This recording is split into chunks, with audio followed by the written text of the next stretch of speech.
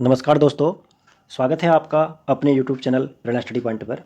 दोस्तों, आप इस चैनल के माध्यम से प्रतियोगी परीक्षाओं की तैयारी कर पाएंगे। साथ ही साथ आपको जॉब अपडेट व एजुकेशनल नोटिफिकेशन मिलते रहेंगे। तो जुड़े रहें आप मेरे चैनल के साथ। दोस्तों, आज आपके साथ मैं उत्तराखंड प्रीवियस ईयर डीएलएड का पेपर शेयर कर रहा हूँ तथा आगामी 20 मई को उत्तराखंड डीएलएड का एंट्रेंस एग्जाम भी होना है। उसके रिगार्डिंग हम इस पेपर को सॉल्व करेंगे। साथ ही साथ इनके ऑप्शन में से भी कुछ फैक्ट निकालेंगे जो कि आपके लिए होने वाली परीक्षा के लिए इम्पोर्टेंट होने वाले हैं। तो शुरू करते हैं आज का वीडियो। पहला प्रश्न है, किस भारतीय महिला खिलाड़ी हॉकी खिलाड़ी को वर्ष 2021 में उत्तराखंड तिल्लू रोतली पुरस्कार से सम्मानित किया गया था? तो इसका राइट आंसर है वंदना कटारिया। भारतीय महिला हॉकी खिलाड़ी की ये महिला हॉकी खिलाड़ी हैं तथा इन्हें 2021 का उत्तराखंड तिल्लू रोतली पुरस्कार दिया गया था। हरिद्वार की रहने वाली हैं। इन्हें 2022 का पद्मश्री पुरस्कार भी दिया गया था। ठीक है, बात करें तिल्लू रोतली पुरस्कार की तो उसकी शुरुआत वर्ष 2006 से हुई थी। और इसके अलावा वंदना कटारिया को उत्तराखंड में बेटी पढ़ाओ बेटी बचाओ का ब्रांड एम्बेसडर भी बनाया गया है। बढ़ते हैं अगले क्वेश्चन की तरफ।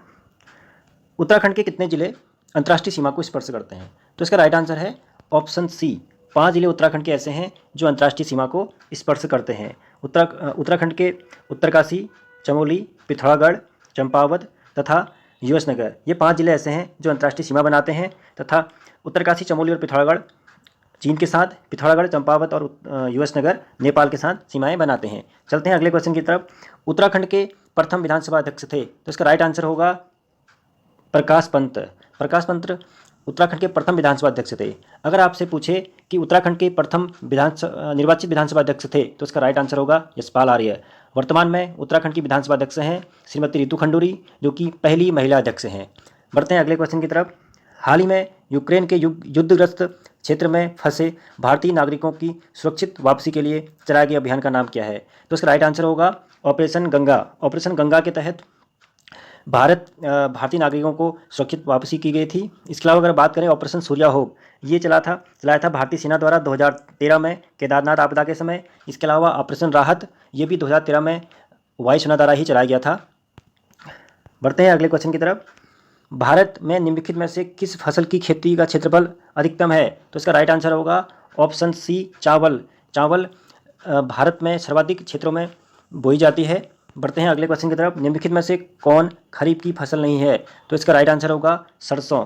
सरसों आपकी रबी की फसल है। इसके अलावा मक्का, मूंगफली, बाजरा, चावल, रागी, सोयाबीन, कपास और मूंगफली, ये सारी की सारी फसलें आपकी जो हैं खरीफ की हैं। बढ़ते हैं अगले क्वेश्चन की तरफ। कौन सा शहर भारत की सिलिकॉन वैली कहलाता है? तो इसका राइट आंसर होगा आपका बेंगलुरु। बेंगलुरु को सिलिकॉन वैली बोला जाता है। इसके अलावा अगर आपसे पूछे भारत का मैनचेस्टर, तो अहमदाबाद को जो है भारत का मैनचेस्टर बोला जाता है। ठीक है, बढ़ते हैं अगले क्वेश्चन की तरफ।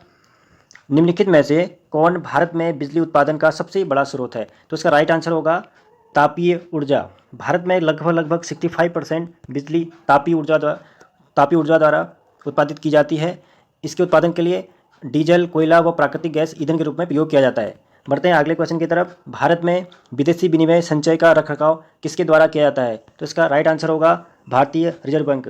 भारतीय रिजर्व बैंक एक केंद्रीय बैंक है। इसकी स्थापना 1 अप्रैल 1935 में हुई थी तथा इसका राष्ट्रीयकरण 1 जनवरी 1949 में हुआ था। दोनों फैक्ट आपको ध्यान में करने हैं। नेक्स्ट क्वेश्चन है, भारत रत्न सम्मान प्राप्त करने वाली प्रथम महिला, तो इसका राइट आंसर होगा इंदिरा गांधी। इन्हें वर्ष 71 में भारत रत्न मिला था तथा यह पहली महिला थी जिन्हें भारत रत्न दिया गया था।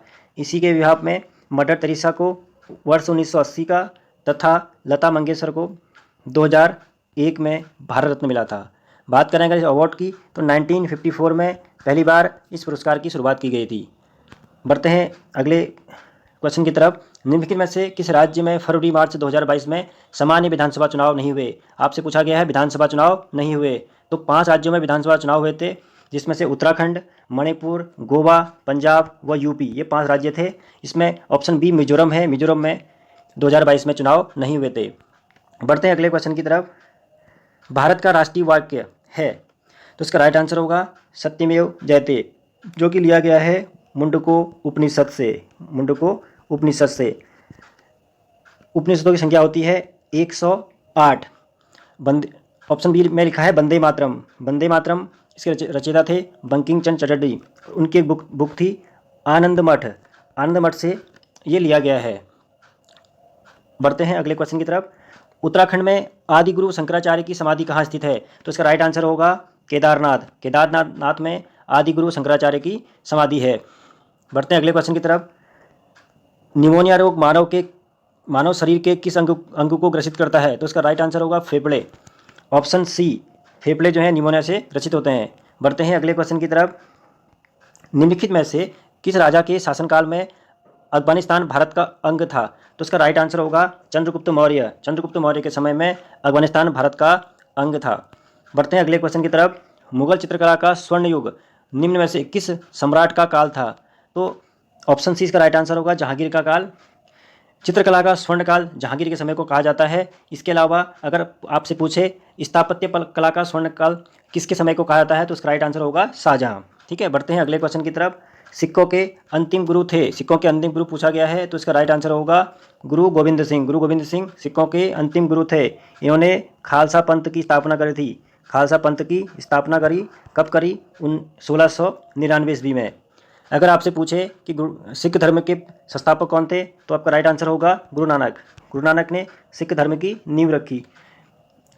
सिखों के 10 गुरु हुए। ठीक है, ये प्रथम गुरु थे तथा सिख धर्म के संस्थापक भी थे। बढ़ते हैं अगले क्वेश्चन की तरफ। भारत आने वाला प्रथम यूरोपीय कौन थे? तो भारत में सबसे पहले पुर्तगाली कंपनी का आगमन हुआ था, तो इसका राइट आंसर होगा ऑप्शन डी। बढ़ते हैं अगले क्वेश्चन की तरफ। राजा राम मोहन राय ने किस साप्ताहिक का प्रकाशन शुरू किया था? तो इसका राइट आंसर होगा ऑप्शन ए संवाद कौमुदी। राजा राम मोहन राय ने वर्ष 1821 में बंगाली भाषा में एक साप्ताहिक पत्रिका निकाली जिसका नाम था संवाद कौमुदी, द बंगाल गजट। ठीक है, भारत का पहला साप्ताहिक समाचार पत्र। और बात करते हैं केसरी। केसरी निकाला गया था बाल गंगाधर तिलक द्वारा। ये मराठी भाषा में तथा महाराष्ट्र से इसका प्रकाशन किया गया था। बढ़ते हैं अगले क्वेश्चन की तरफ। किस राज्य में सबसे अधिक स्थायी वनों का क्षेत्रफल है?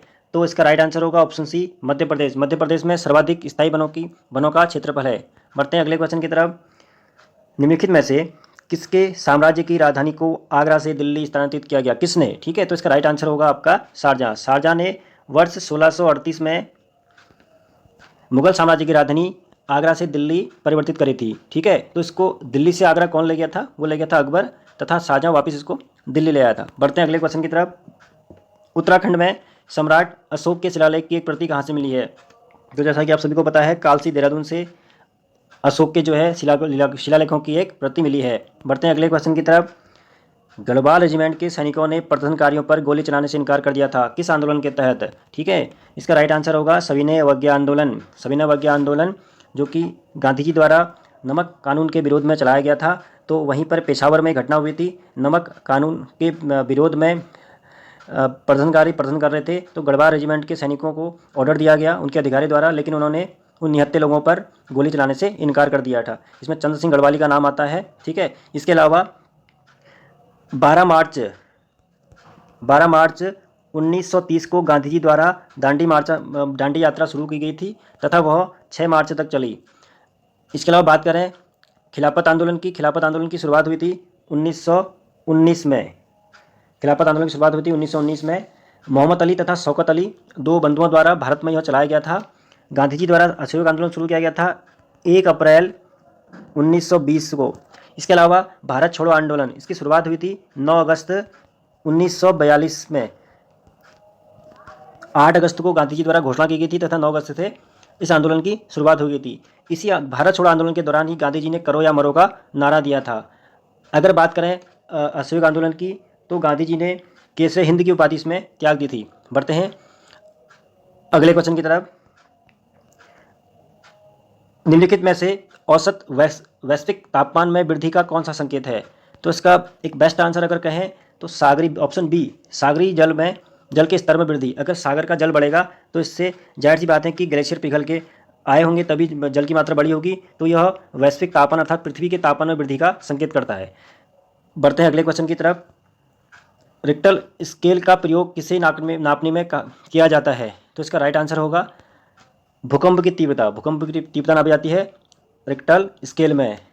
वायु की आर्द्रता नापी जाती है हाइग्रोमीटर में। तो दोस्तों इस वीडियो में यहीं तक। इससे आगे के क्वेश्चन नेक्स्ट वीडियो में करेंगे। अगर आपको मेरी वीडियोज़ ये पसंद आई तो इसे लाइक करना तथा इसे शेयर करना ना भूलें। आपका एक लाइक, आपका एक शेयर मुझे आगे कोई ऐसी वीडियो बनाने के लिए मोटिव करेगा। मिलते हैं नेक्स्ट वीडियो में। धन्यवाद।